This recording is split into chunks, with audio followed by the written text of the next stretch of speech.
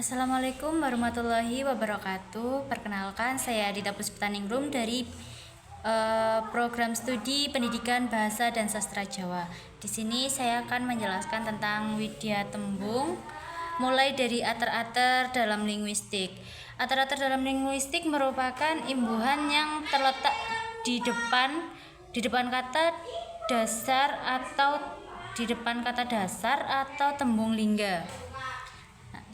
Dan ada beberapa jenis dan fungsinya, seperti ater-ater seselan, ater-ater anuswara, ater-ater a, ater-ater di, dan ater-ater sa. Fungsinya untuk ater-ater seselan yaitu imbuhan yang berada di tengah kata. Contohnya m ditambah baca, woco sama dengan maca. Terus n ditambah jaluk sama dengan jaluk.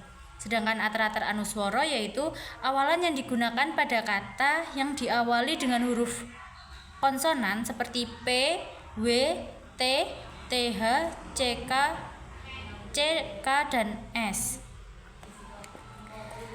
Selanjutnya yaitu ater-ater di, digunakan dalam bahasa Jawa ngoko dan di situasi yang tidak resmi. Sedangkan ater-ater di pun digunakan dalam bahasa Jawa krama dan situasinya resmi.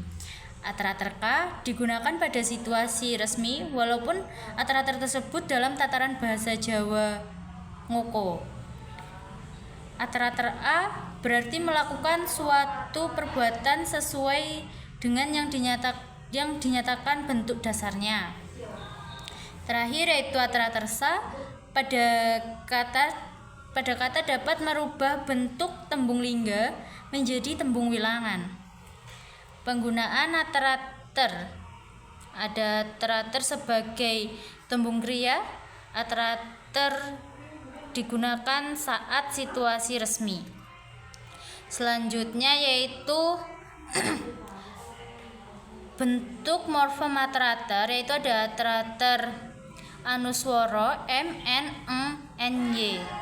Ater-ater swara irung ada ko, da, ko, di, ka, ko, sa, pi, pa, dan sebagainya.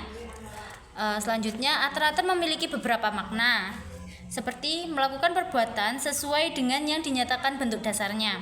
Yang kedua, merubah bentuk tembung lingga menjadi tembung wilangan. Lalu subjek dikenai tindakan yang dinyatakan pada kata dasar. Sekian penjelasan dari saya. Bila ada salah kata mohon maaf. Wabillahi taufiq wal hidayah. Wassalamualaikum warahmatullahi wabarakatuh.